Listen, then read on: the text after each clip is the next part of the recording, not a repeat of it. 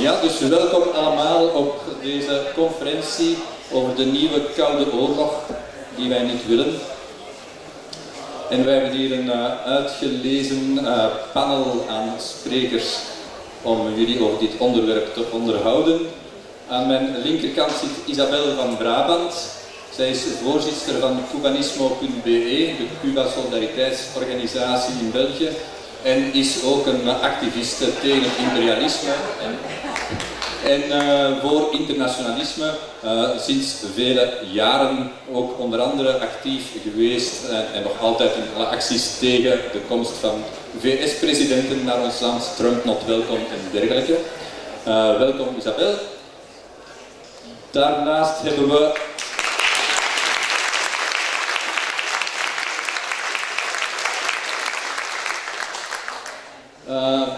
aan mijn uiterst linkerzijde, en ik weet niet of dat iets wil zeggen meer dan een geografische locatie, bevindt zich Carlos Martinez, die een politieke journalist is, een vredesactivist die woont in Londen. Hij is medeoprichter van de campagne nocoldwar.org. En hij heeft veel artikels en interviews die je op verschillende sociale media regelmatig terugvindt. Hij heeft ook zijn eigen website die luistert naar de mooie, ambitieuze naam inventthefuture.org. En dat is zo genoemd naar de oproep van Thomas Sankara, voormalige vermoorde president van Burkina Faso. Die zei: laten we durven de toekomst uitvinden. Carlos Martinez, welkom.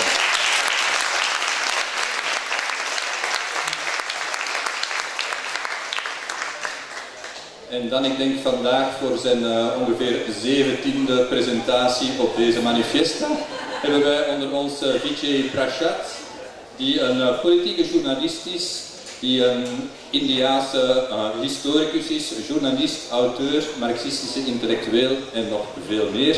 Hij is directeur van het Tricontinental Institute for Social Research en uitgever van Leftward Books. Dat is de uitgeverij die het boek van Peter Mertens, Ze zijn ons vergeten, in het Engels heeft uitgegeven. Tegelijkertijd in India en in de VS.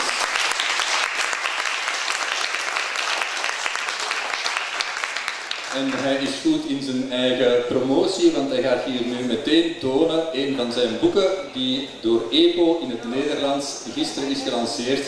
Washington Bullets in het Engels. Het heet Imperialisme voor beginners in het Nederlands, uitgegeven bij EPO.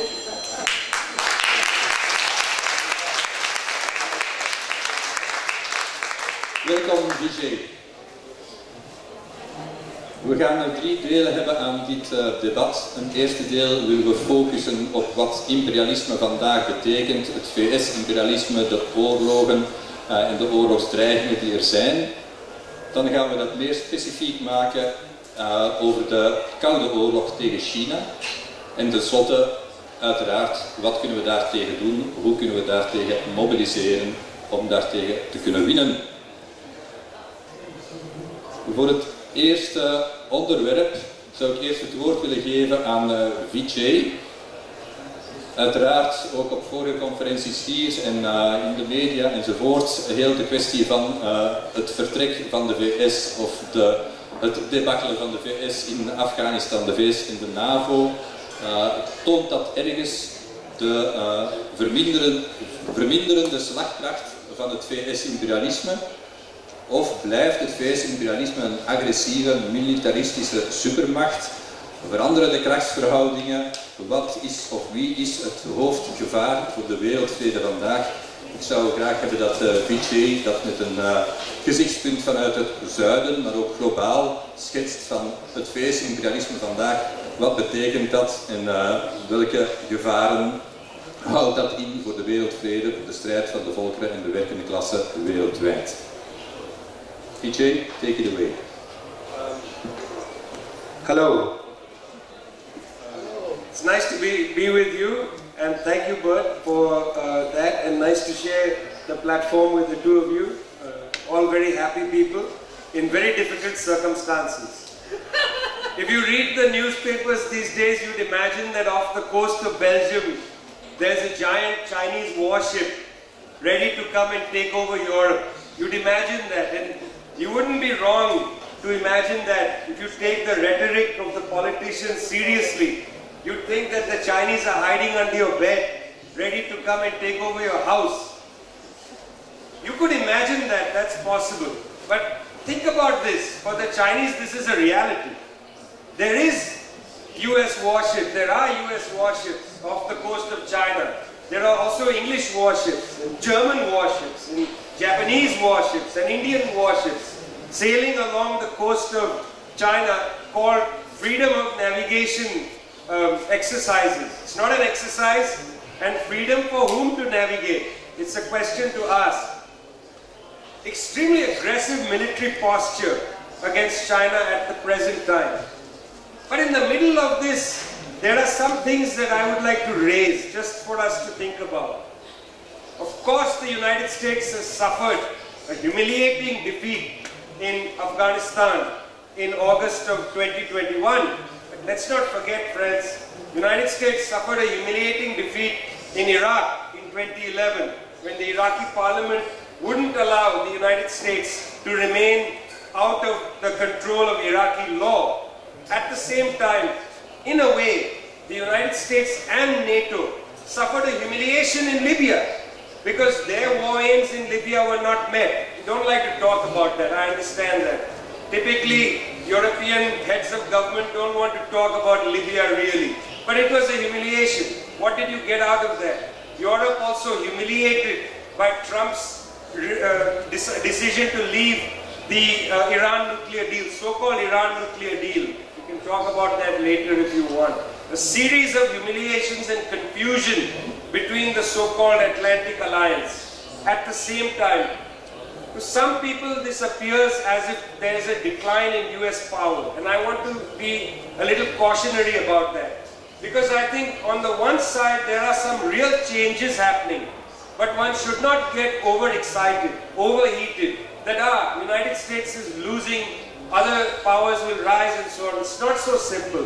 For several reasons.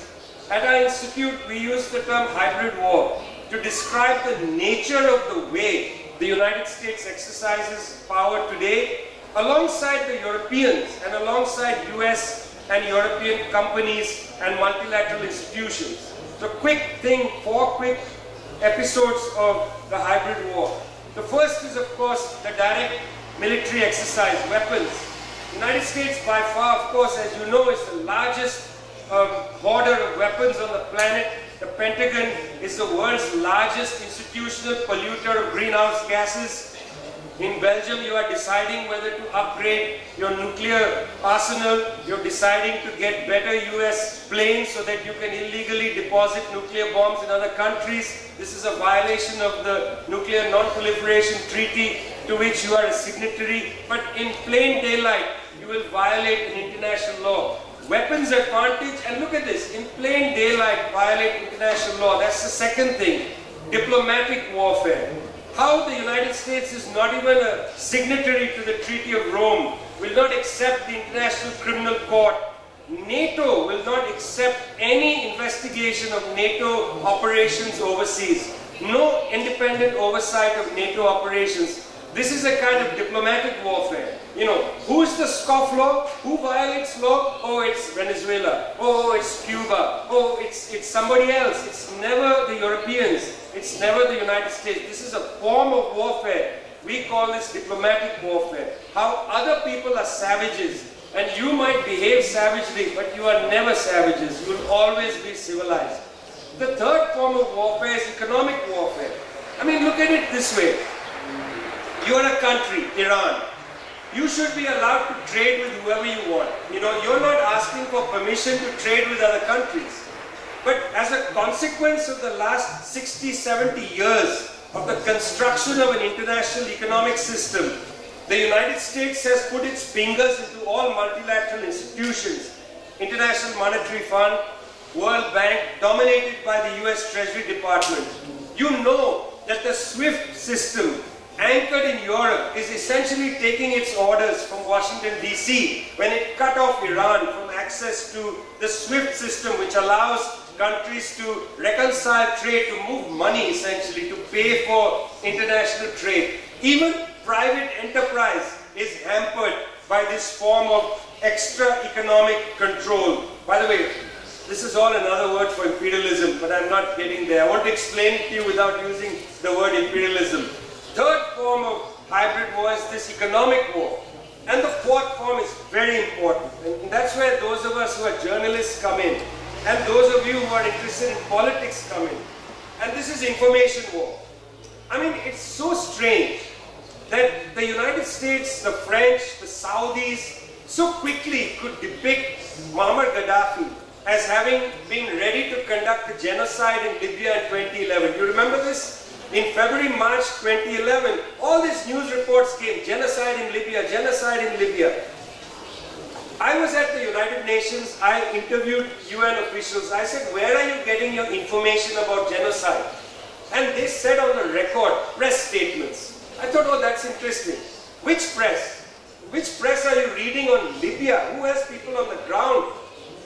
And they said, Al Arabiya. I said, Al Arabiya? Al Arabiya is the official mouthpiece of the Saudi royal family.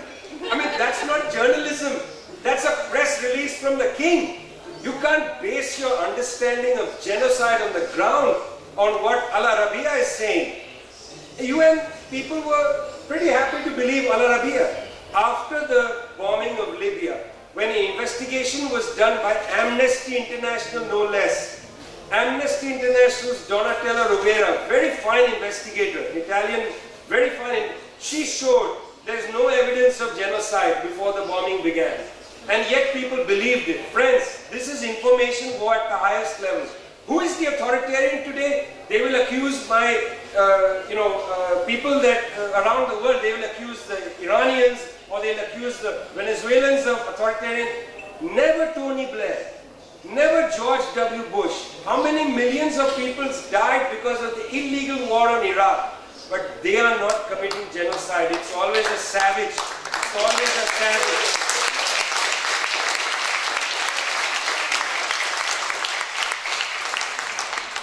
Before turning to the other speakers, I would like, because you touched the concept of imperialism, and you said I'm trying to explain elements of it without using the term, but you did use it.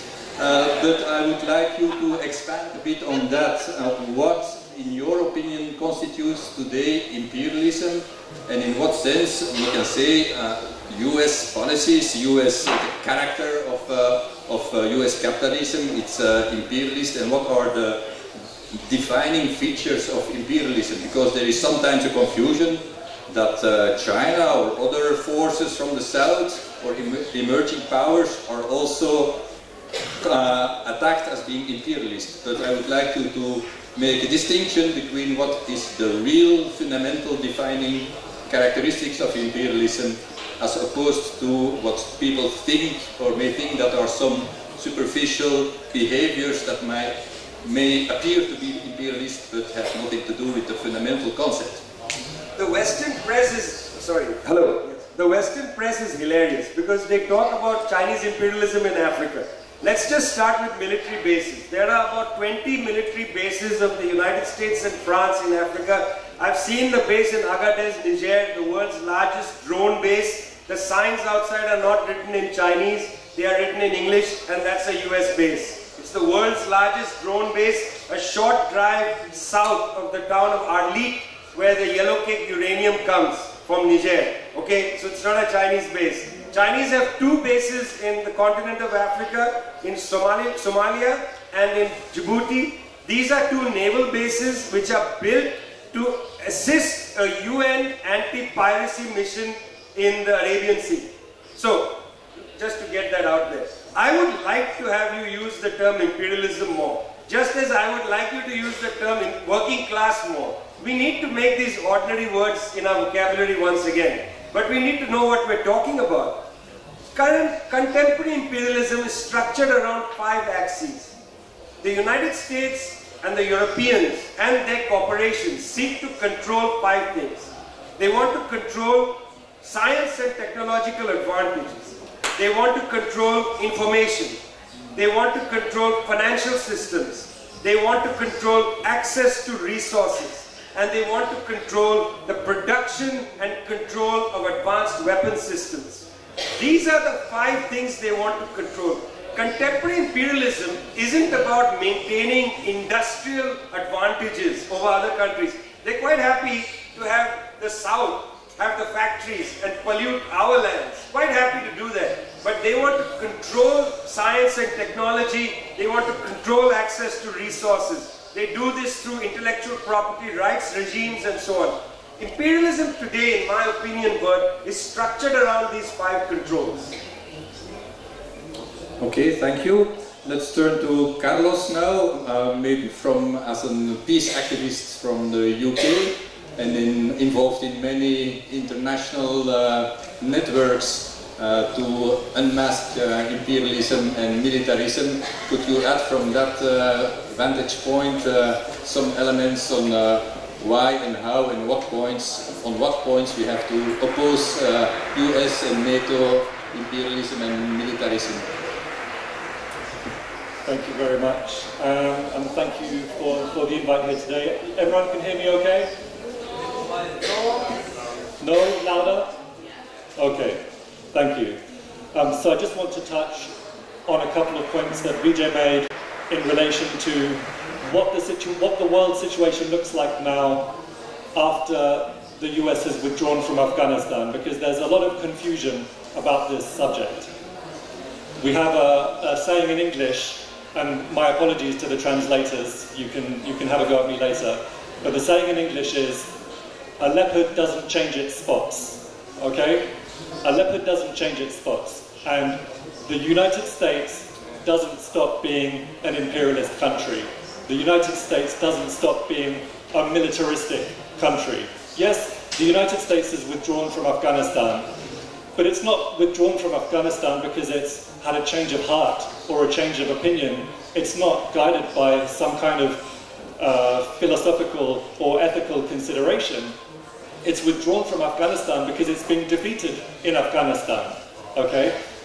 It's not a military defeat as such, in the sense that the Taliban hasn't defeated the US armed forces on the battlefield, but it's a massive and historic strategic defeat, because the US has spent 20 years in that country. It's killed thousands and thousands of people. It's spent well over $1 trillion. It's built up this puppet army. It's built up this puppet government. It's given them arms. It's given them money. It's given them resources. But it can't sustain its presence in Afghanistan. The moment the US says that we're going to pull our troops out, then the puppet government and the puppet army collapse within a week, okay? The only way that the US could sustain itself in Afghanistan is by maintaining a permanent military occupation there, and that's simply not possible. So, and the Taliban, whatever we might think of the Taliban, and I'm by no means a fan of the Taliban or a supporter of the Taliban, but it is an Afghan indigenous political force which has clearly got substantially more support than the puppets that were put in place by the Americans or than the Americans themselves. So it's not a question of the United States or the Biden administration wanting to be a peaceful political power. If it was, why has the Biden administration just signed off a military budget of $715 billion for this year? That's the biggest military budget of any nation in the history of the world. It's a huge, huge amount of money, okay? The Biden administration is getting lots of credit because it's putting through an infrastructure bill of $3.5 trillion over the course of 10 years. So for 1 year, that's $350 billion. That's less than half what they're going to spend on the military. Okay, so they're going to spend double on warfare and the military than they are going to spend solving the most basic problems that America has. These are not the actions of a peaceful or a progressive country, a peaceful or a progressive administration. The United States has 800 overseas military bases. Is the government talking about dismantling any of those? It is not. It's stepping up its regime change efforts against Cuba, against Venezuela, against Nicaragua. It's supporting the Saudis' genocidal war against Yemen. It's continuing to impose illegal and unilateral sanctions against Iran, against Venezuela, against Nicaragua, against North Korea, against Zimbabwe. It continues to expand AFRICOM, the Africa Command, a US military command on the African continent to pursue and preserve American interests in Africa. So yes, there's been a level of shift in priorities of the United States, with more focus on the Pacific, with more focus specifically on China, but the leopard has not changed its spots. And Biden's been very clear about this. His catchphrase is, America is back. He says it clearly. The United States is in a competition with China to win the 21st century. They are ready and willing to use all means at their disposal to protect, preserve and extend the imperialist world system. And frankly, if Biden wasn't willing to do that, then he wouldn't have been elected President of the United States.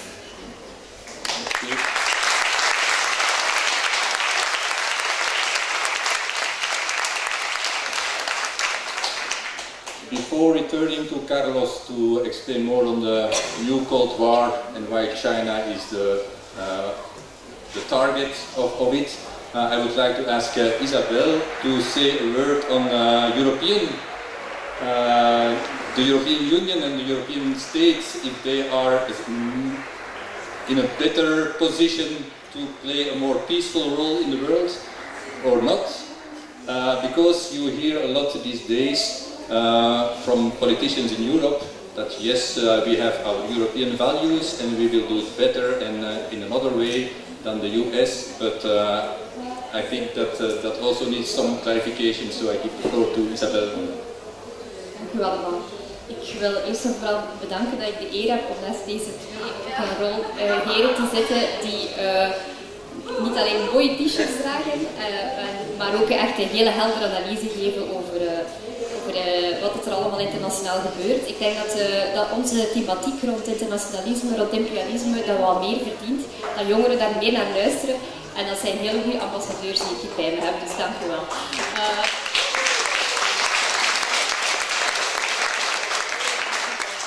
Ik ga beginnen met een quote van Josep Borrell. Josep Borrell is de buitenlandminister van Europa. Hij zei: de behoefte aan meer Europese defensie is nog nooit zo duidelijk geweest. Niet alleen om de Europese belangen beter te beschermen, maar ook om de vrede en de veiligheid buiten Europa te versterken.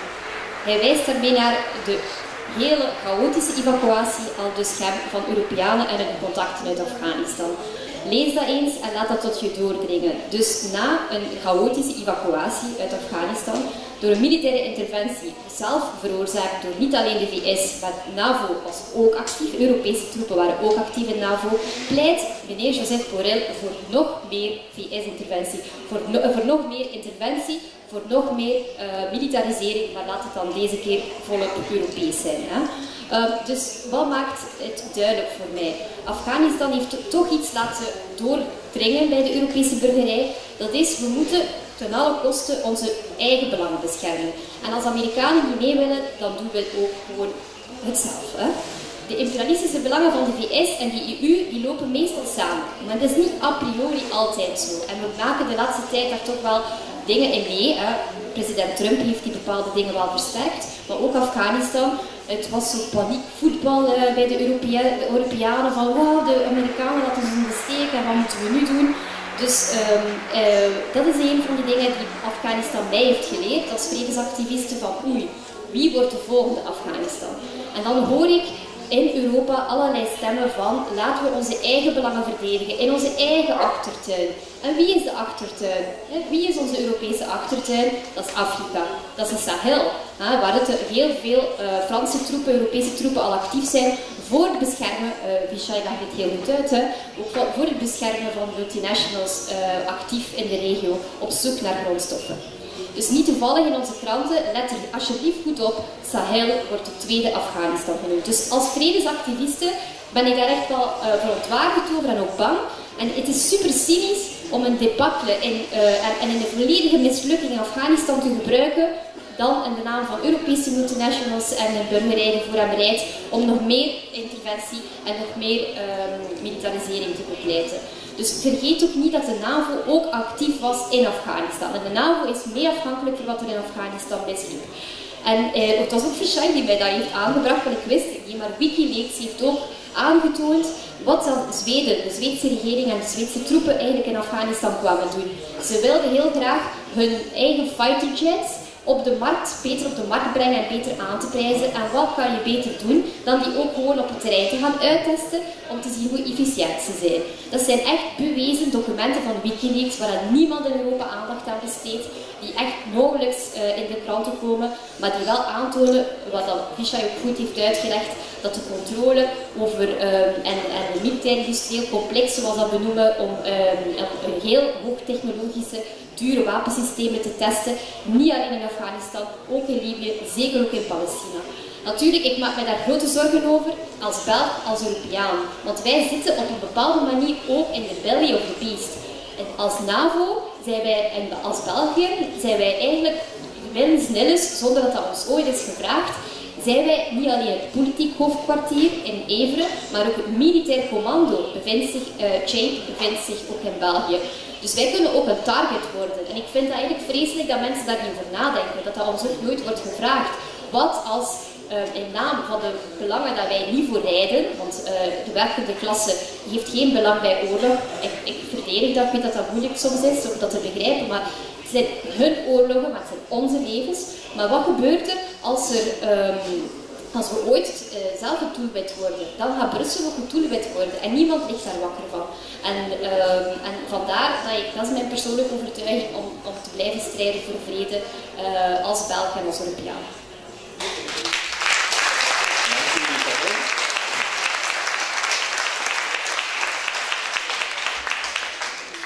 In the title of this debate we put a new Cold War, no thanks or no way.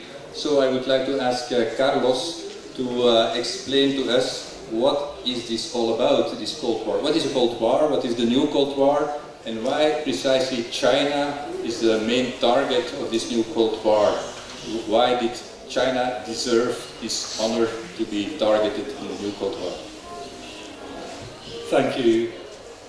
I mean, no one came here for a history lesson, but I'd like to talk just quickly about the original Cold War and this expression, Cold War. Where does it come from? What does it mean? Because it was a new thing. It emerged after the Second World War in maybe 1947, 1948. It was only used in the West, actually. The Soviets, the socialist world, didn't talk about Cold War. But in the West, in the US especially, they talked about Cold War to describe this very tense relationship between the capitalist world, led by the United States, and the socialist world, led by the Soviet Union. And it came to mean a type of warfare, lots of different types of warlike activity without being officially in a state of war. So it included things like an arms race, the very fast development of new military technology, military bases being formed all around the world, the imposition of sanctions and economic warfare and destabilization, propaganda, as Vijay has talked about, information warfare, and what goes along with that is political repression that in the West came to be called McCarthyism. And then proxy warfare and this campaign of global regime change against the socialist countries, against the countries that we were worried maybe they want to become socialist, and against the countries like Guatemala, where they're not socialist, but they want to be friends with the US and they want to be friends with the Soviet Union. And we're not too sure about that, so let's get rid of that regime. And then it included also a number of hot wars. You know, the Cold War produced a number of hot wars, particularly in Asia. The Korean War was very much a hot war. Vietnam, Cambodia, Laos, millions and millions of people died in these wars that were hot wars within the overall framework of a Cold War. And historians, especially in the West, looking back on that period today, like to talk about it in very grand terms, that it was a clash of civilizations, an ideological struggle. Friends, it really wasn't that poetic. You know, when the CIA was funding military coups and dictatorships in Chile, in Indonesia, in Brazil, in Argentina, when it was propping up apartheid regimes in South Africa, when it was propping up apartheid regimes in Zimbabwe, in Zambia, when it was engaged in proxy warfare in Nicaragua or Angola, it wasn't about ideology. It wasn't about a clash of civilizations. It was about imperialism, the word we're not allowed to use. It was about good old-fashioned domination of resources, of people's labor. It was about geostrategic advantage. It was about ultimately preserving a status quo, an imperialist world system that was led by the United States and its allies, and that primarily served the United States and its allies. And in that sense, there's a lot of parallels with the new Cold War, which I'm going to come on to in a bit. So the West won the Cold War between 1989 and 1991. The red flag that used to fly in Moscow, in Tirana, in Warsaw, all across Eastern and Central Europe was brought down. And we were supposed to expect a peace dividend. It was going to be the end of history. We were all going to enjoy all the prosperity and peace of liberal democracy. But for some reason it didn't really work out like that. Actually, the 1990s and the 2000s were a new era of militarism. We saw genocidal wars waged against Iraq, against Yugoslavia, against Afghanistan, against Libya, against Syria.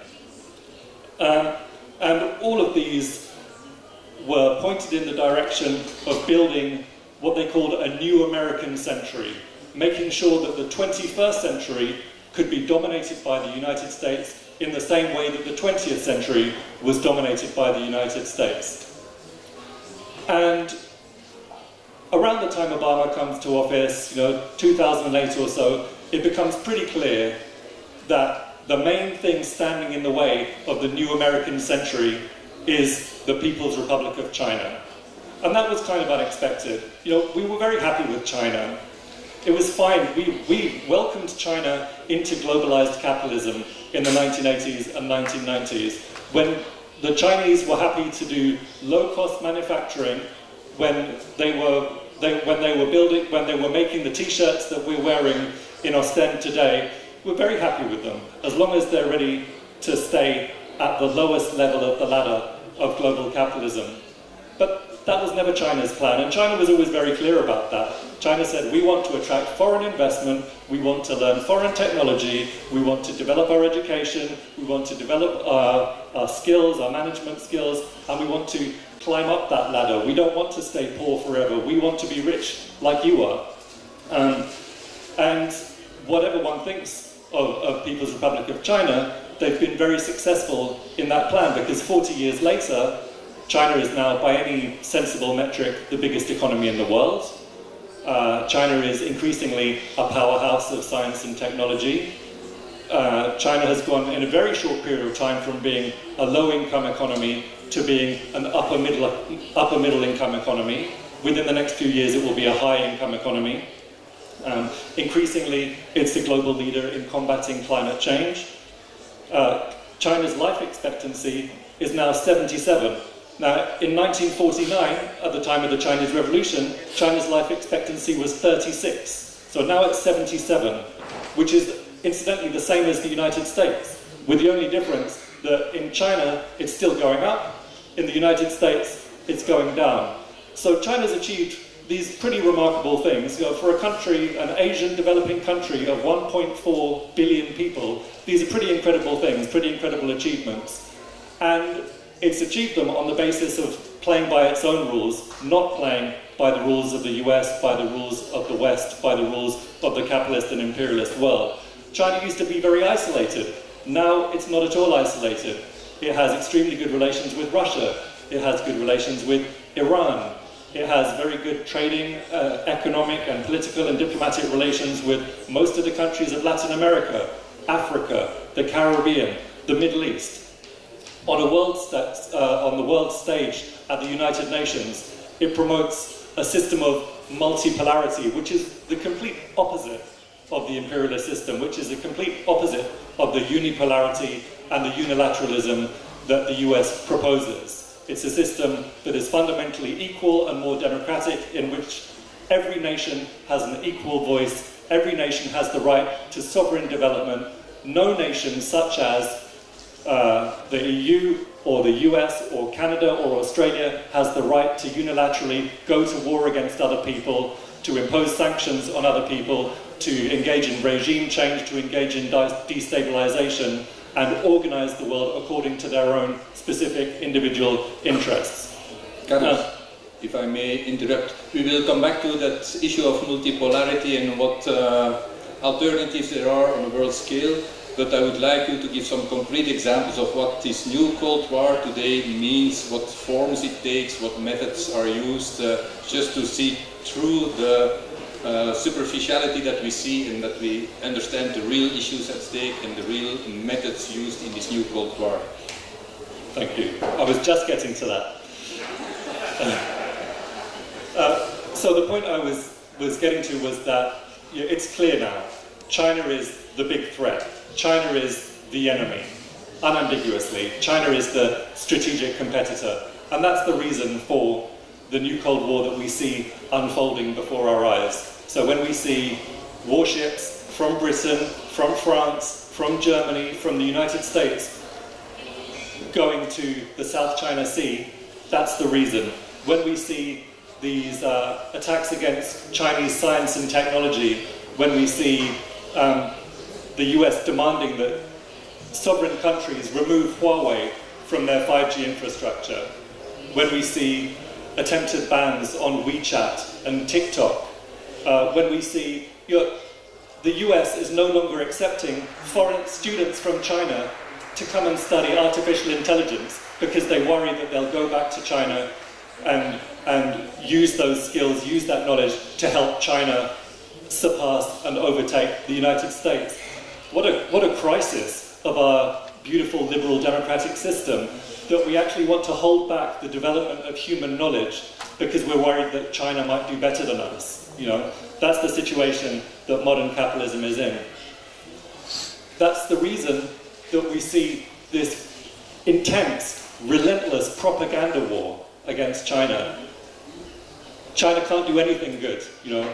Anything bad that happens in China will turn from this size into this size, and will exaggerate, and will make things up, and will produce slanders to make people believe that China is a really criminal, terrible country. Anything good, and some good things happen in China. You don't have to be pro-China, you don't have to be a China supporter to recognize that if a country can eliminate extreme poverty, if a country can raise 800 million people out of poverty where they used to not be able to eat, they used to not be secure in their housing, they used to not have access to education, they used to not have access to healthcare, and now they do. Any reasonable human being can recognize that that's a fundamentally good thing. But that's not something that you'll ever read about in the BBC or The Guardian or CNN or Fox News. We want to blame China for everything. If there's unemployment in Ohio, it's China's fault. If the US government has completely and utterly failed to contain the coronavirus pandemic, it's China's fault. Never mind the fact that China's completely, they've sourced the pandemic. China is a country of 1.4 billion people where fewer than 5,000 have died from COVID-19.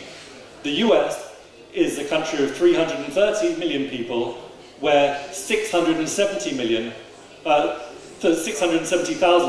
have died from COVID-19. If China had a similar statistic, more than 3 million Chinese people would have died of COVID-19. So China should be congratulated for the work that it's done in containing COVID-19 very effectively. But that's not something that ever gets mentioned. And that's all part of this relentless propaganda war, which is used to build public support for the new Cold War. So, as Vijay's talked about, a system of hybrid warfare that the US is using against primarily China, but actually against the whole developing world, the whole global south, in an attempt to shore up and to preserve the US-led imperialist system. And in that sense, it's very much a continuation of the original Cold War. Thank you.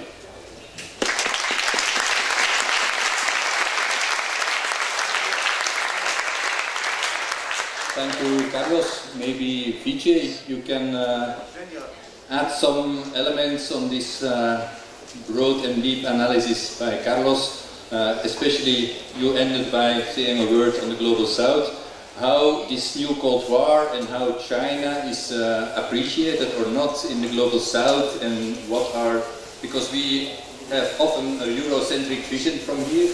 We are bombarded by mainstream media and public opinion that is in the hands not of the people in the working class, as you know, but from the global south, how do people and movements see this issue of the new Cold War against China?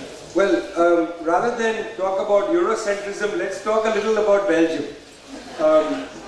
You know, I would like to congratulate Koude Oorlog, for instance, who has published a terrific book on the assassination of Lumumba, and then recently a book on Rangasoor, the Burundian Prime Minister, assassinated with the complicity of, I think his name is Prime Minister Spark, in 1961. A story that I didn't know anything about, frankly. This is the destabilization of countries that dare to stand up to European power. And in the case of Burundi and Congo, Belgium was complicit in the assassination of two leaders of great magnitude who stood up and tried to bring their countries up, and they were knocked down. This is the kind of racist attitude that prevails even into our time, and it's there, friends. It's there in this attack on China. There is an element of how dare China, you know, how dare they? They are a lesser people, how dare they? And I want you to just put that thought in your mouth and taste it a little bit. There is a little bit of racism, the yellow peril, the dangerous oriental coming to take away your privacy. Let alone the fact that Edward Snowden has already revealed that all your information, if it goes through US technology companies, is delivered directly to the National Security Agency. That was revealed by Edward Snowden. But no, you're not afraid of US tentacles coming and taking away your information. You're more scared of the Chinese or the African coming across the Mediterranean to take away your culture, and the most scary, the Muslims coming and destroying your societies and your cities and so on. There is a way in which the new Cold War plays into the fantasy of Fortress Europe.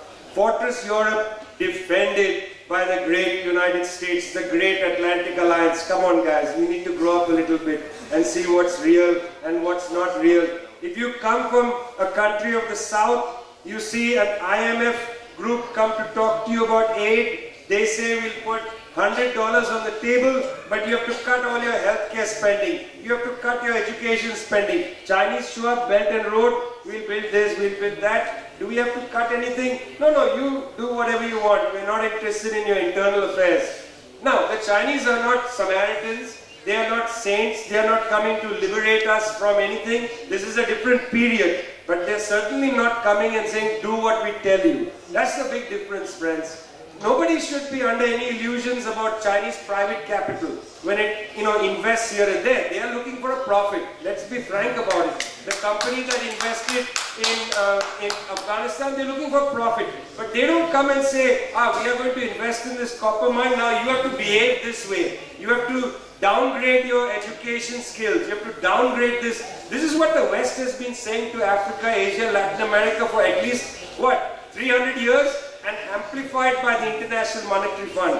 If you're a sensible person sitting today in Burundi, sitting today in the Congo, you have a different attitude to the Chinese than you do to the US. You might not say they are coming as liberators, but you know that they are not the problem. And you know when the West says, hey, listen guys, be careful, the Chinese imperialists are coming, you know this is a joke. You know this is a joke. Belgian ambassador in Congo is saying, be careful of the Chinese, they will come and colonize you. What? You in Belgium have yet, till today, have not apologized for your colonialism. How are you going to be the great, sending up the flare of warning and so on? Something absurd in that, friends. We have to go out and campaign, explain to people that, you don't allow your media to talk in the name of the South. As if, the media in the West is going to be the great champion of the ordinary people in, Zambia, or the ordinary people in El Salvador. What gives this media the right to be our champions? Let the people there make decisions on their own. Let the people of El Salvador decide whether they want, you know, a port to be developed by a Chinese consortium or a US consortium. Very interesting. It was the Japanese government and the US government that told the government of El Salvador to break a deal they had already made with the Chinese and sign with the Americans. The Chinese have never told anybody break the deal and come to us, but the US did it in El Salvador. I reported the story. If you want it, you write to me, I'll send you the story. Feel free to translate it into Dutch, into French, into any language you want, circulate it to your friends. That story is based on facts, not the fantasy that you read in your press, not the fantasy that's spoken by the so-called liberals and others in your parliaments. I don't think we trust that they speak in our name. Not in my name certainly, and hopefully not in your name.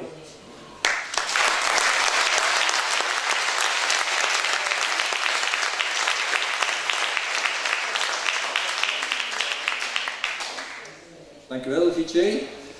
Dan komen we nu tot het punt van, ja, wat kunnen wij daaraan doen? Hoe gaan wij de hand in elkaar slaan om de vrede te bevorderen en de oorlog tegen te houden, en speciaal de nieuwe Koude Oorlog tegen China? En dan kijk ik eerst naar Isabel, de vredesbeweging in België. Vijay sprak over onze verantwoordelijkheid in België. De vredesbeweging in België en Europa heeft een hele hoop werk voor de boeg. Hoe pakken we dat aan? Welke allianties smeden we? Op welke basis doen we dat? Isabel, los het even voor ons op. Heel plezier. Wel, ja, zij zeggen altijd dat we moeten meer inzetten op weerbaarheid. Zij zeggen altijd, Alexander De Croo, Borrell, de NAVO, dat we moeten onze belangen verdedigen. En dan denk ik dat heel veel mensen daarin meegaan. Oké, laten we, als de VS het niet meer doet, laten dan wij onze poontjes maar doppen. En wij, ja, wie zijn die wij? En die belangen, wiens belangen zijn die? Dus ik denk dat de eerste vraag, en we komen van ver, hè, en ik denk, ik zelf ben er nu, gisteren 37 geworden, maar veel jongeren hebben heel...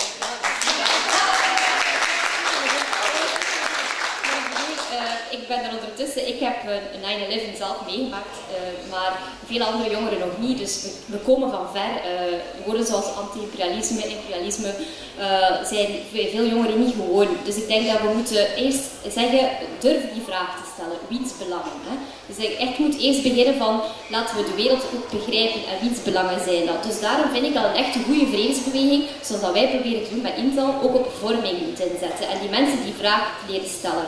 Het gaat niet enkel om zoveel massa's mensen op straat te krijgen, maar het gaat ook om die mensen weer te doen zelf nadenken wiens belangen. En of het dan nu de Afghaan is in Afghanistan, of de vluchteling, migrant in Rabat in Marokko, of wij moeten die vraag stellen wiens belangen. Die vraag moeten we weer durven stellen. En als we die vraag stellen, dan komen we heel vaak ook op een heel ander antwoord. Het gaat niet over vrede of veiligheid. Hè? Het gaat over meer inzetbare, gesofisticeerde kernwapens. Ik spreek hier over kernwapens. Ik bedoel, veel mensen weten dat niet, dat onder Trump of zelfs voor nog een nieuwe militaire doctrine is. Vroeger waren kernwapens, ja, dat was meer een afschrikkend effect. Het is gebeurd in Hiroshima en zo, maar nu hebben ze technologisch gezien kernwapens ontwikkeld die veel kleiner en inzetbaar zijn. Die technologie is verfijnd, dus de bedoeling is om die meer en meer op te gaan inzetten en te gaan gebruiken. Dus wij moeten die vragen durven stellen van willen we dat wel? Hè? En al die desinformatie om angst te zaaien over vermeende vijanden, willen we dat wel? En nog grotere militaire budgetten, terwijl er nu al geen geld meer is, zogezegd, voor sociale noodzaken en klimaatontading. En al die provocaties ver van huis. En al die shit over, we moeten ons eigen grondgebied verdedigen, terwijl ze wel naar de Zuid-Chinese zee gaan. Wat hebben wij daar eigenlijk te zoeken? Wat zouden wij vinden moesten de Chinese schepen voor de kust van Oostende hier toekomen? Wat zouden wij daarvan denken? Dus ik maak me wel zorgen, en als een activiste, als een moeder, en ook als een mens over die nieuwe Koude Oorlog. En ik wil niet dat wij daarin meegesleurd worden. En ik denk dat we met de vredesbeweging echt nog een grote weg te gaan hebben. De Koude Oorlog is bij veel mensen al niet meer gekend. De nieuwe Koude Oorlog.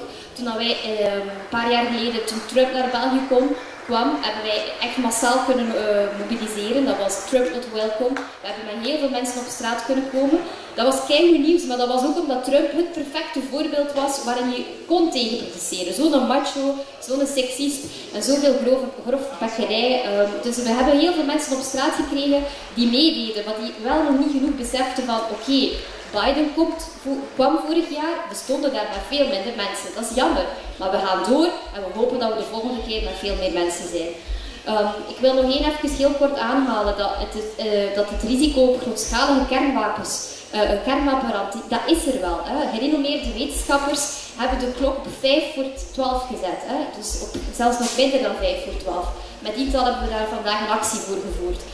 Want tegelijkertijd is een andere boodschap bijna nooit duidelijk in de pers of in de publieke opinie dat nog nooit eerder er internationaal gezien een heel groot draagvlak was voor een kernwapenvrije wereld. Er is een verbodsverdrag goedgekeurd in de VN met de meerderheid van de landen van de Verenigde Naties die pleiten voor een kernwapenvrije wereld. Maar de NAVO-landen en de bondgenoten, de VS en de bondgenoten, de NAVO-landen, die ook ons eigen land heeft meegestemd. Dus de pandemie heeft ons wijze lessen geleerd. We hebben gezien dat de vitale aanwezigheid en noodzakelijkheid van de workers class, van de werkende mensen, het vitaal belang ook van internationale solidariteit. En ik zeg, oorlog, dat is geen essentiële sector. Oorlog, dat hebben wij niet nodig. Het is hun oorlogen en onze levens. Dank u wel.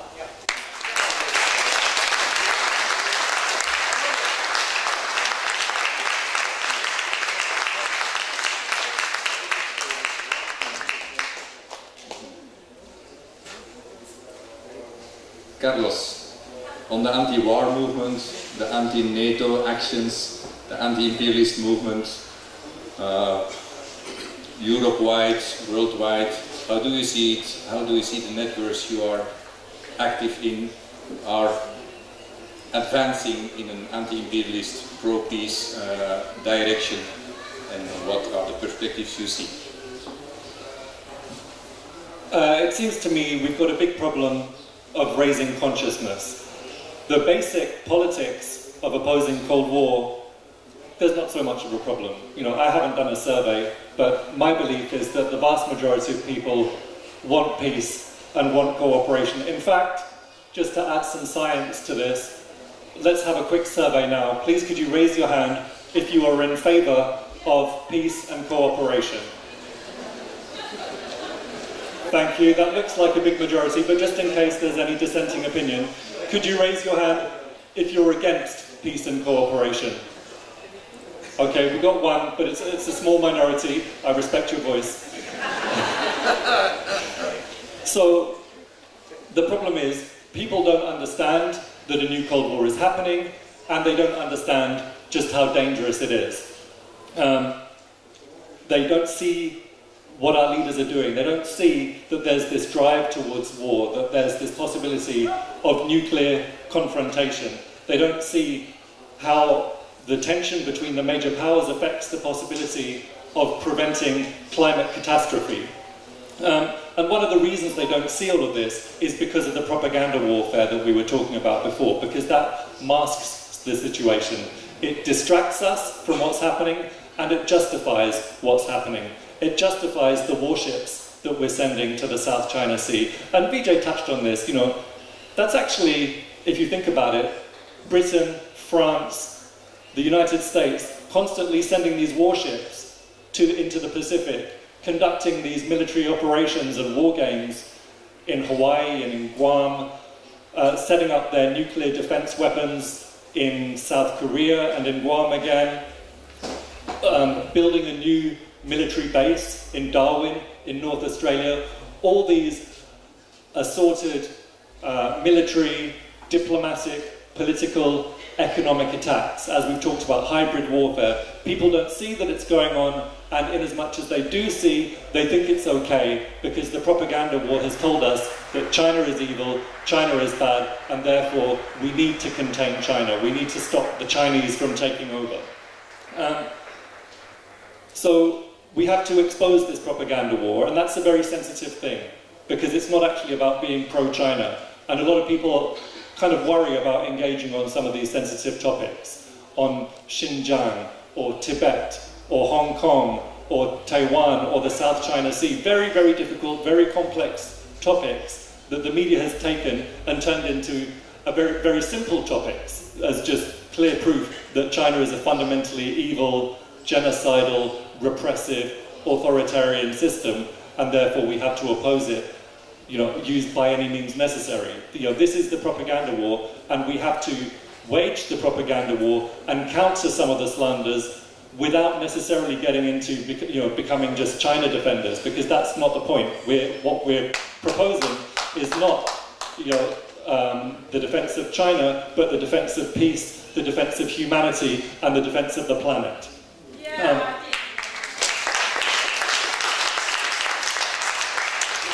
We need to make people understand that a Cold War can do enormous, unimaginable damage, okay? A Cold War can very easily turn into a hot war. And we're talking about nuclear powers here. The United States and China are nuclear powers. So the danger of escalation is an extremely, extremely serious danger. We need to talk about climate change. Climate change affects everybody, okay? If New York isn't habitable in 20 years' time, if Miami isn't habitable in 20 years' time, neither is Shanghai, neither is Guangzhou. We need the major powers, we need all the powers, all the countries in the world to cooperate to prevent climate breakdown, to prevent this planet from becoming uninhabitable. And Cold War is a very, very big block in the way of that cooperation that we need. The same with pandemics.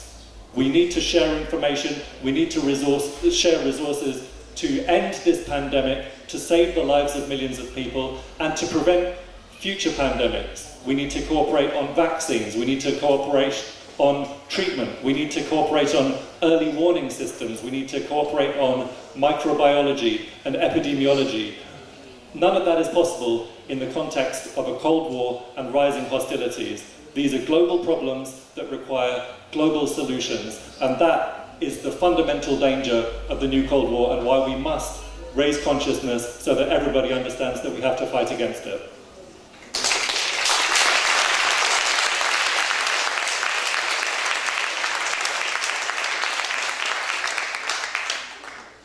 Vijay, can you add to that on the global solutions and cooperation and how do we globally fight for? And I find it very interesting that Carlos makes the connection between the struggle for peace, the struggle for people's health, the struggle against climate change.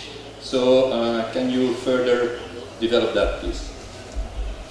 For some reason I keep putting my mic off and then I get confused which one is off and on. Tells you so much about how trustworthy I am. I can't work a mic properly. I want to talk a little bit about who's trying to build on this platform that Carlos laid out. Firstly, 18 governments came together earlier this year at the United Nations to create a very important platform. It's called Friends, Group of Friends in Defense of the UN Charter. This includes Cuba, Venezuela, China, Russia, 18 countries. Now, what have they come to defend? They've come to defend the UN Charter. Now, everything Carlos said essentially comes out of the UN Charter. This is not Group of Friends in Defense of the Communist Manifesto, although that's not a bad idea either. Yeah, that's not a bad idea. This is Group of Friends in Defense of the UN Charter. Friends, look how far we've got. When the major countries in the world who fashion themselves as the international community, you know what I mean, when Macron talks, the international community. Come on, seriously, Emmanuel.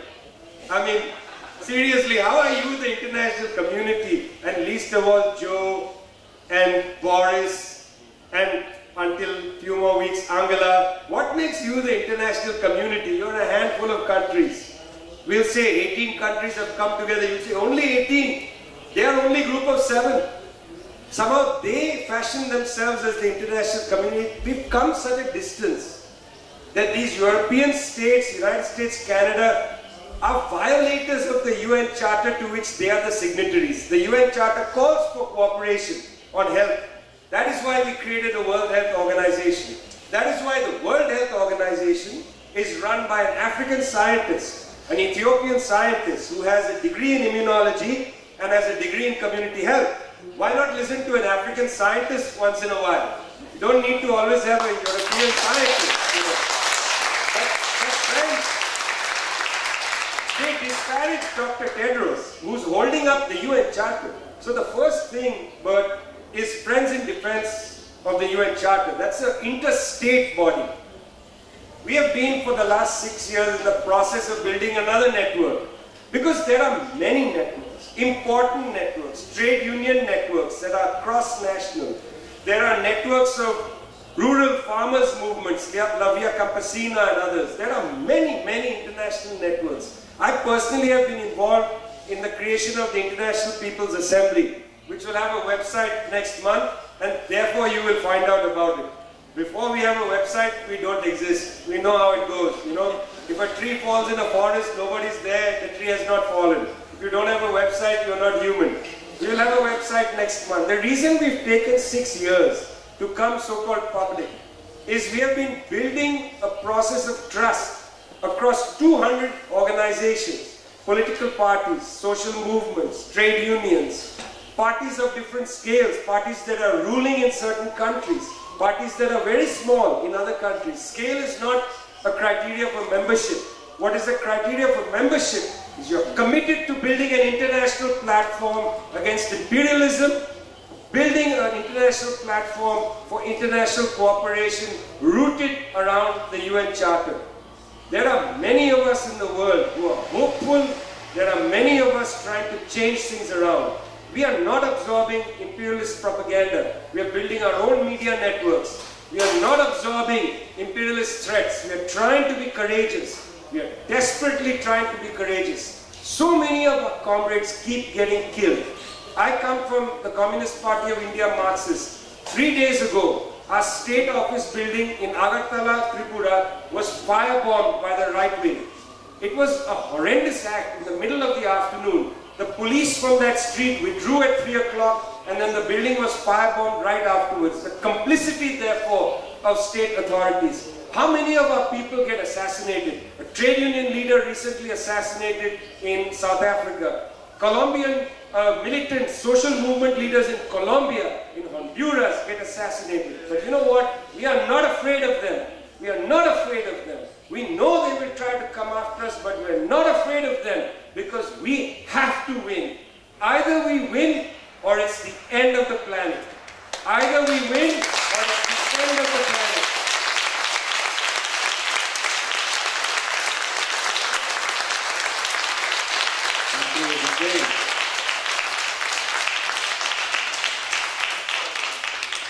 Because VJ has been pushing some of the international platforms he's involved in, I will give Carlos also the opportunity to say just a few words about the contre-pouvoir platform, and then we will have some time for a discussion with the audience.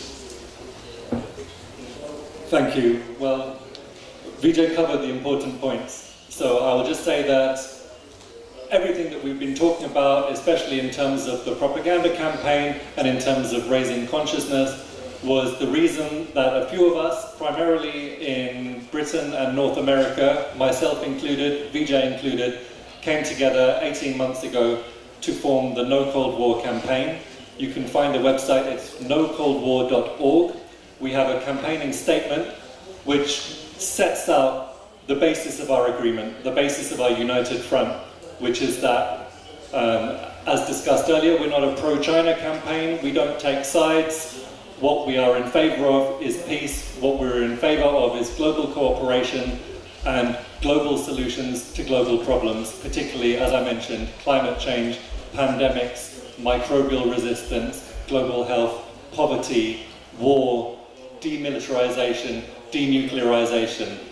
So this is the basis of the campaign. The statement is translated into 20 languages. It's been supported by some excellent people, including Dilma Rousseff, former president of Brazil, who I believe has spoken at Manifiesta previously, Yanis Varoufakis, Diane Abbott, British parliamentarian, parliamentarians in Germany, parliamentarians in Venezuela, people in China, people in Cuba, all around the world.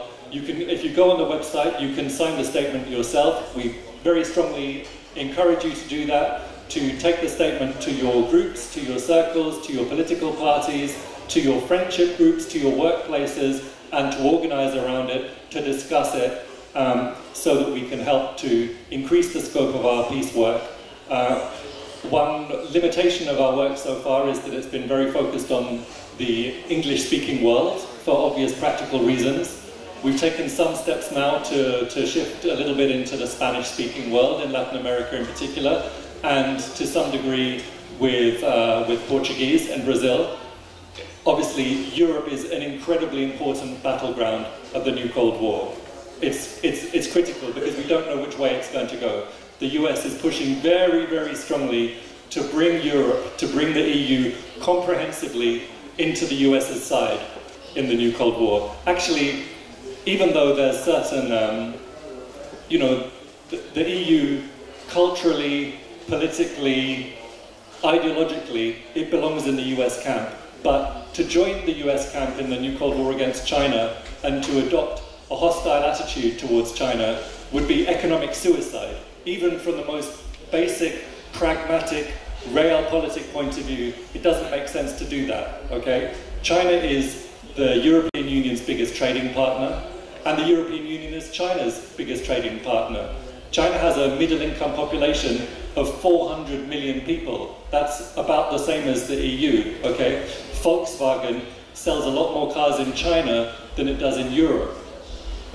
So it's economic suicide. It would be crazy for the EU to join Trump, to join Biden in the new Cold War. But they're very tempted, and the US is working extremely hard to bring Europe into that new Cold War. So to extend this campaign, to extend this message throughout Europe is something that's absolutely key for us, and hopefully today's event will be a jumping off point for that process.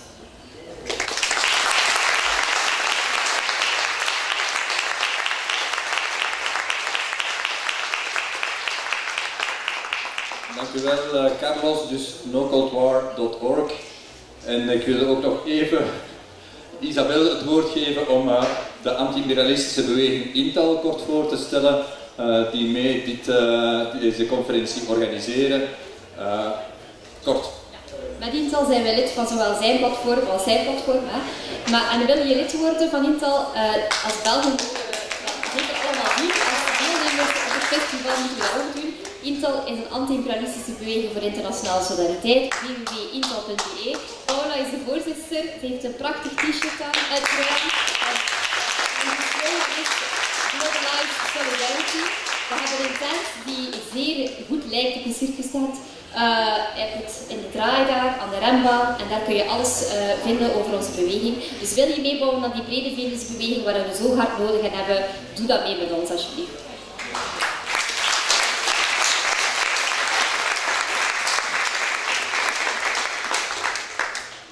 Oké, loop nog niet weg, want we hebben nog wel 20 minuutjes de tijd voor dat vragen en discussie met het publiek. En we hebben hier één vraag al op voorhand op papier binnengekregen. Een vraag voor Vijay, gesteld in het Engels, dus ik zal ze zo ook lezen. Maar dus jullie kunnen, Paula heeft hier een loopmicrofoon, dus we kunnen zien wie en hoeveel vragen kunnen aan bod komen. Maar ik ga eerst de op voorhand ingediende vraag lezen voor Vijay. Ik denk dat ze al grotendeels beantwoord is, maar toch Biden's administration, as all the voice of imperialist USA say, Afghanistan was the last military intervention in the world. But the question is, what will be the real strategy of the US and NATO to continue their exploitation of the South? Hello. Yes. Well, military intervention. What constitutes a military intervention? In some ways, it's a question again that you in Belgium should ask. You have military bases, whose bases are they? Are you not already a military intervened society? Is your government have its own distinct international policy, or is it, in a sense, the embassy of the United States of America in Europe? It's a question you should ask. To have your country be intervened militarily, do you need to be bombed? India, for instance, is a subordinate ally of the United States. Indian military, alongside the Japanese and the Australians, are part of the quadrilateral security arrangement, in a sense produced to squeeze China, particularly in the sea lanes. They conduct military exercises all the time. Does India need to be occupied? No, India's ruling class has said we prefer to be in the US camp. So there is a lot of that. That means that India is spending more money. India is the world's largest importer of weapons. Also happens to be one of the poorest countries. The highest rate of extreme poverty is found in India, much more than sub-Saharan Africa. One of the poorest countries in the world is the world's largest importer of weapons. For who? Not for the security of the Indian people, but essentially to do the policing work for international capital. So what do we mean by intervention now? We should not judge intervention merely in terms of whether a country is being bombed. We should think of when our ruling classes surrender our independence to somebody else's military objectives, somebody else's political objectives. When are we going to have the dignity to create our own objectives? You know, what is the Belgian objective? When you talk about security, what security? Security of people to eat, security of people to live in a house, security of children to imagine the future. Do you have that security? No. The security they're thinking about is the security from any threat to international capitalism. Is that how you want to reduce security? From a broad human perspective to this narrow perspective. That's how we should understand intervention. It's not necessarily being bombed. It's being in a position where you surrender your dignity. Okay, thank you. We will start with the three first questions or hands I saw raised. One there, and one there, and we will see if there is more time after that. You can ask your questions in French, Dutch, or English. I will do it in English. I in fact have a few questions. Can I ask a few questions? No, just one, and be brief, please. I'll be brief then. First, let me think which... Okay, I'll pick the question about Turkey. Now we mostly talked about the United States as an imperialist power. But in the last decade, Turkey is also playing a very strange game in Syria, supporting a lot of proxy groups. Was also involved in this small war between the two countries. I don't remember exactly, but I know the Russians were also involved in trying to create some peace over there. And they're also moving jihadists around in the world, and specifically to Libya. Should we see this as imperialistic behavior of Turkey, and why are they doing all this?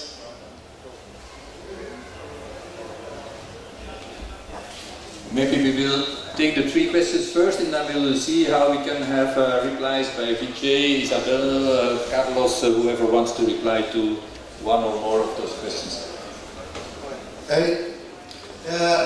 Als communist en marxist en anti-imperialist vraag ik me af, als we over win-win situatie dat we bezig zijn. China komt altijd met deze gezegde, we gaan aan de andere landen omdat het een win-win situatie is. We brengen dat onze investering in dit land en we geven dat de voordelen aan die landen en we krijgen daar ook de winst terug. Dus dat is een win-win situatie. Als een communist, hoe kun je dat niet vergelijken met een imperialistische situatie? En als ik dat ook mag iets zeggen in verband met Iran, Iran doet dat ook juist hetzelfde als Turkije. Ze houden zich bezig in Jemen, in Afghanistan, in Irak. Hoe kun je dat niet vergelijken met een imperialistische situatie eigenlijk? Oké, dank u. En een derde, ja, daar helemaal achteraan. là derrière, là, le dernier rang.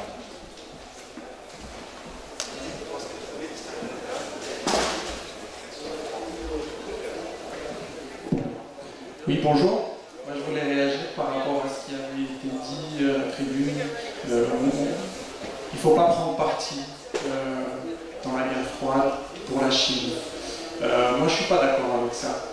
Et je pense que dans la guerre froide, comment dire, je voudrais faire référence en fait à Thomas Sankara qui disait dans le mouvement des non-alignés, je crois que c'était en 83 ou 84, il disait le non-alignement, c'est pas une équidistance.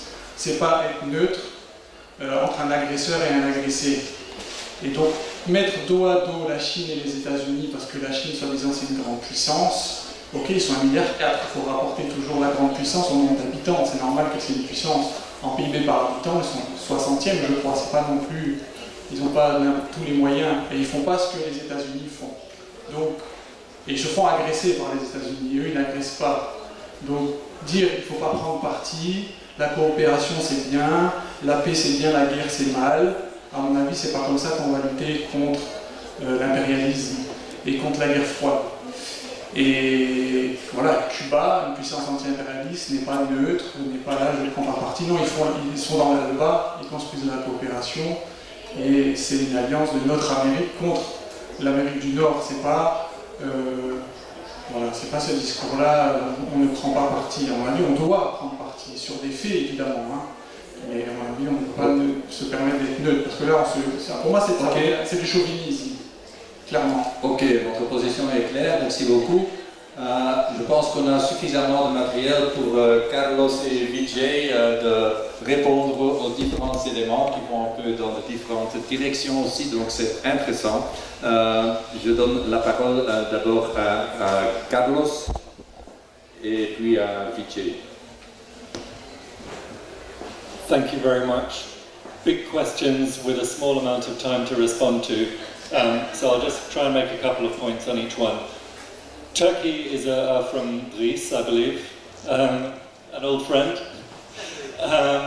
Is a very complicated question. I'm hoping that Vijay will give more on that. You know, Turkey is, basically speaking, an independent power with its own interests that pursues its own interests in a very sophisticated and complex way. And sometimes that works basically on the side of US-led imperialism, and sometimes it works against the interests of US-led imperialism. Certainly, Turkey, in terms of its ideological basis in the Muslim Brotherhood, and in terms of its geostrategic orientation towards wanting more control in the region, in the Middle East, got involved correctly, as you say, in Syria to try and bring Syria into a Turkish sphere of influence, and very, very similar in terms of with its support for Azerbaijan in the recent war that you referenced against Armenia. But Turkey doesn't necessarily just do exactly what the US wants it to do. In that sense, it's not a proxy state, it's not a puppet state. It has its own interests and it pursues those. If anything, one could describe it perhaps as a kind of sub-imperialist power. It doesn't align certainly with the anti-imperialist group of powers. It doesn't consider itself to be a non-aligned powers, but it does have its own interests, and it's big enough and it's strong enough to assert those occasionally against the US. On the question of China's win-win policy, and China invests, and China brings benefits, but it also brings profits, and how can this not be called imperialism? It's a great question. It's something that I've discussed many times. I can happily point you towards some good material I've written on this. Well, I think it's good, other people think it's bad. And to be honest, you know, we could talk about this for hours. All I will say is that I think in the communist movement there can be, or the left, there can be a slight misunderstanding of what imperialism is. You can read Lenin's pamphlet on imperialism and come away with the conclusion that imperialism equals having some big companies, some monopolies, and investing in profitable business, and particularly investing in foreign countries. But on that basis, Angola is an imperialist power in Portugal, because there's some big, very wealthy Angolans and Angolan companies that invest in Portugal, but Angola very clearly isn't an imperialist power. And another thing, one thing that Lenin says that we must always remember as the basis for our understanding of imperialism is that imperialism doesn't mean anything without the concept of domination. If one country is not attempting to dominate another country, another nation, another group of peoples, then it's nothing to do with imperialism. The words of the origins of the word are very clear. Imperio in Spanish means empire. I don't know what the French equivalent is, but it's a Latin origin. Imperialism is empirism. So where the US is very clearly engaged in acts of empire, is very clearly engaged in acts of domination when it sets up military bases around the world, when it engages in proxy warfare, when it engages in direct warfare, when it goes to war for oil, as it did in Iraq, when it goes to war for natural gas and geostrategic advantage, as it has done in Afghanistan, or it has done in Libya, when it engages in proxy warfare and economic warfare, as it is doing right now in Venezuela. Why does it care about Venezuela? Does it genuinely care about the freedom of the Venezuelan people so much that it has to bring down a democratically elected government that just happens to be aligned with socialism? I don't think so. It cares about Venezuela because Venezuela's got the largest known reserves of oil in the entire world. That's why imperialism is interested in Venezuela. And it's not China that's trying to destabilize and bring down Venezuela. It's the United States and Europe. A friend at the back made a point about not taking sides in the new Cold War, and I think it was in reference to a formulation that I had come up with. I mean, I agree with you. I know which side I am on, and you can probably guess which side it is. But in terms of building the broadest possible united front against the new Cold War, you don't have to be pro-China. You don't have to take a side. You can just be in favour of peace. You can just be in favour of cooperation. You can just be against war. You can just be against pandemics. You can just be against climate catastrophe. And you don't have to take sides to be part of this movement in general. Thank you.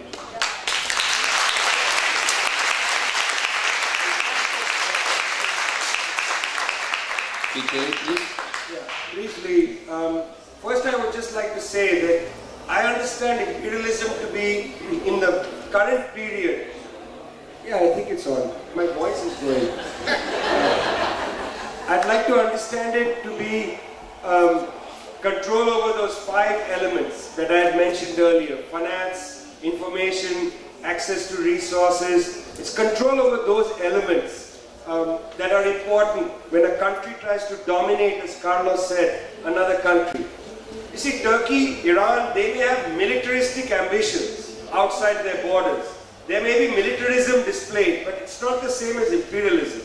Also, countries may have capitalistic interests, commercial interests elsewhere. It's not the same as imperialism. See, our problem, frankly, in the South, is that we need to get our act together. You know, when the Chinese come and put a project on the table, or the US comes, or the French comes, or the Canadian comes, we have to have our own national project, or our regional project. What do we want out of the deal? We just don't take the best deal, accept bribes and so on. We need to create our own national projects, our own regional projects. We have to take some responsibility in this. When the Chinese say win-win, obviously they will win more if we don't have our own national project. We need to get our act together, frankly, comrade. I mean, you know, that's one part of it. And I'm not saying that anybody here is an angel or anything, but I really feel that for the last 50 years, since our third world project was assassinated, we haven't come up confidently and says, this is what we want. The few countries that do that get smashed, like Venezuela. They get smashed. They say, this is what we want. Imperialists ain't no nothing doing, will sanction you. And that's an issue we have to deal with. We have to confront that directly. This question of, you know, China being defended and so on.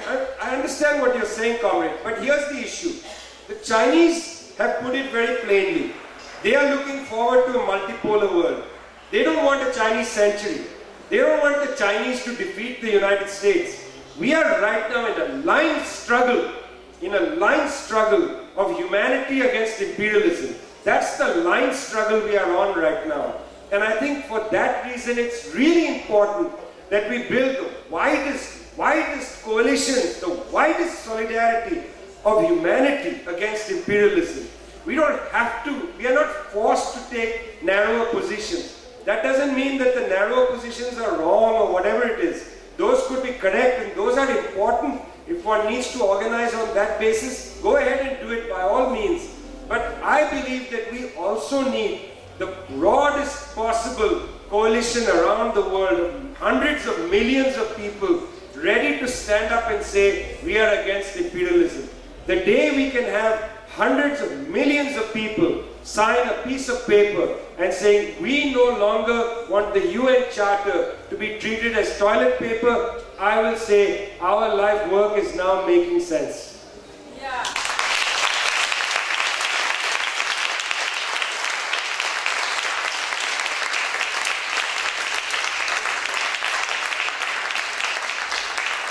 Ik denk dat we nog tijd hebben voor een paar vragen. Als afsluitende vragen. Dirk heeft een vraag. Daar en daar. Oké, nog 3 vragen die we ook gaan samennemen. En zien wie op welke elementen ervan kan antwoorden. Graag een korte vraagstelling, kort en duidelijk. Dank u. The broadest possible movement. That is very important. I agree with you, full-heartedly.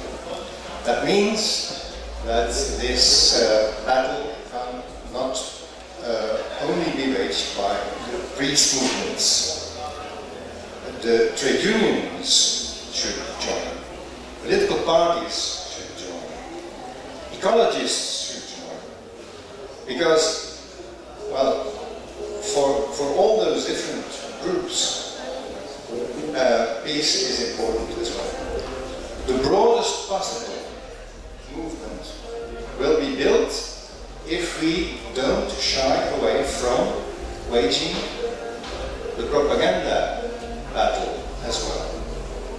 I agree, I understand when you say we don't necessarily want to require that you defend China, but what we do have to require is that the lies which are told that there is an alternative story. And there, for example, the friendship organizations with China can play a role, I think. Okay. And here I would like to mention, because Carlos and BJ and Isabel had the opportunity, I would like to take an opportunity as well. In Belgium, we have the mediums of the Belgian-China Friendship Association. They are Dutch-speaking mediums, and they give alternative information on China. They wage the war against the ideological war, the propaganda war. Well, take it or leave it. That's what we say. Okay. Thank you, Dirk.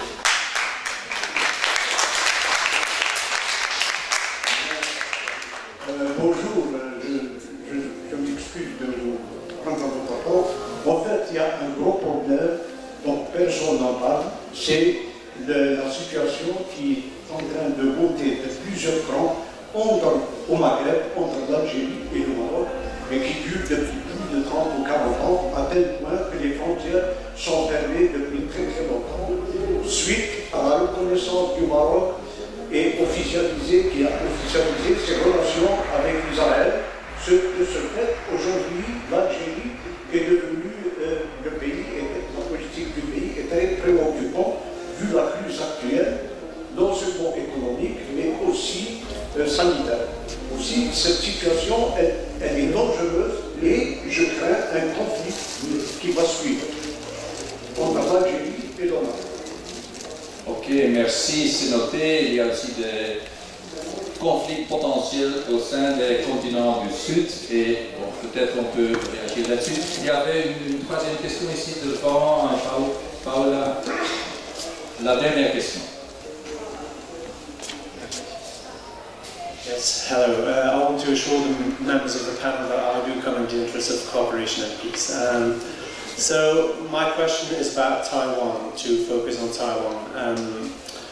I have long tried to understand the relationship between the US and China, and yet I do not know why the US would risk military escalation for protecting Taiwan against China. I do understand that in Myanmar there's a pipeline that crosses and brings oils to China, and that is of vital interest to China. But yet, other than the diplomatic warfare about Taiwan status against China, I do not know why the US would risk military escalation. Thank you. If you could just, if you have any insight or could point to any material that would help me. Thank you. Oké, opnieuw 3 verschillende tussenkomsten of vragen, maar dat maakt de rijkdom uit van dit debat. En ik geef het woord aan wie wil tussenkomen. Vijay, you want to start? We will require just 2-3 minutes response from every 1 minute per question. 1 minute per question per person. Okay. Look, firstly, remember I said one of the 5 big issues is control over information. So of course we are trying to contest in many different spaces information, but we also have to fight to build our credibility as we create a new narrative. This is very important. I've been a journalist for about 30 years. I know what this is like, and comrade, it's not easy to fight against imperialist propaganda. We have to be very, very clear and fact-based in the way we challenge them. Of course, that's part of it. You don't have to take sides, comrade, to tell the truth, frankly. That's a separate issue. Second thing, in terms of Algeria is a member, hello? Sorry. Algeria, that was Zionist tampering with my mic. Algeria is a member of the group of friends in defense of the UN Charter. Actually, that whole deal is really important for people to focus on. The United States government sold out the people of Palestine, the people of Yemen, and the people of Western Sahara in one great deal with the United Arab Emirates and with Morocco. These 2 kingdoms accepted a US weapons deal in order to recognize Israel. And for that, the Moroccan king was given illegally the right to fundamentally occupy Western Sahara, which they're already occupying de facto. It's a really important deal, and that is the reason why Algeria is a member of the group of friends in defense of the UN Charter. So it's important just to say that. Finally, last point in terms of Taiwan.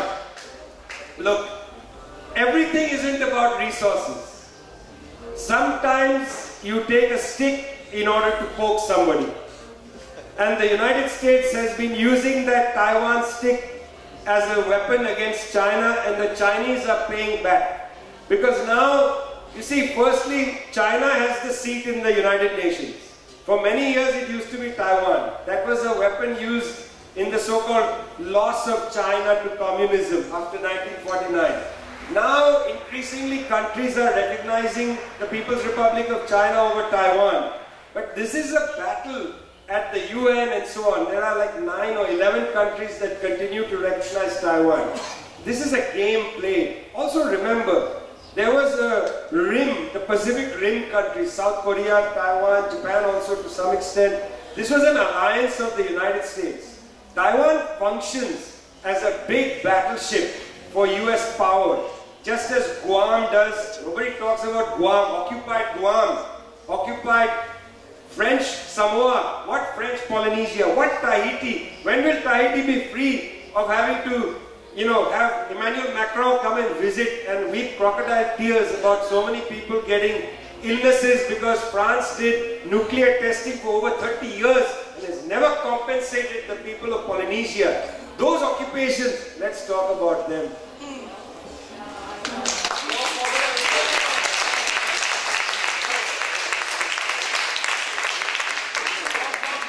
Carlos, do you have something to add, or do you have other elements to bring into the end of this debate? Yeah, I'll just add a couple of points. Thank goodness Vijay dealt with the Maghreb, because I'm basically ignorant about it. Thank you, Vijay. In relation to Dirk's point, which connected to a previous point about, well, we do have to take sides in the Cold War. I wasn't expecting today to feel any pressure from the audience to be more pro-China than I am. All I'll say is that one of my areas of activism is that I'm co-editor of a website called Friends of Socialist China, socialistchina.org. If you want to find out some more information about that, then you can look on the internet. And just quickly in relation to Taiwan, I think Vijay's made the important points, but Taiwan has been absolutely crucial to Western imperialist strategy against China since 1949, okay?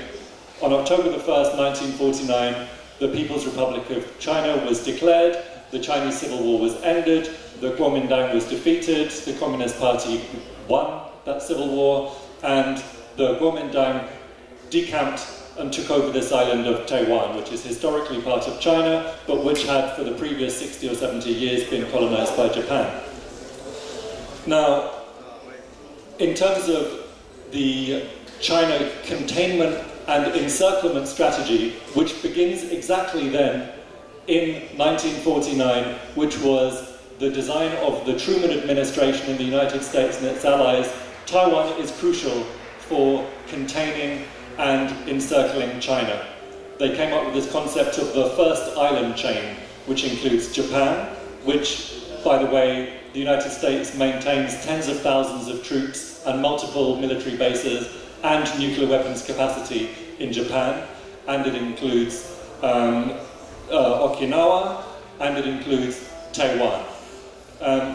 So in terms of putting pressure economically and militarily on China, you can't do without those, okay? If you want to cut off the supply of oil to China, if you want to be in a position to make a land attack against China, then Taiwan is simply essential, and that's why the US continues to be very supportive of Taiwan, including Taiwanese independence and separatist movements. And that's also the reason that China is very clear that we don't accept the idea of Taiwanese independence, we don't accept the idea of Taiwanese separatism. It's not simply that China is against the idea of independence of peoples, it's that the Chinese know perfectly well that what Taiwanese independence means isn't that Taiwan is an independent nation with an independent foreign policy that can move in this direction or that direction depending on what its interests are.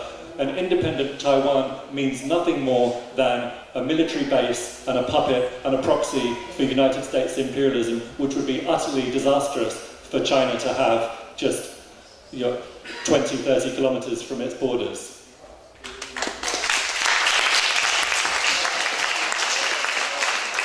Thank you, Carlos. And before we conclude this debate, I would like to thank also our professional volunteer interpreters.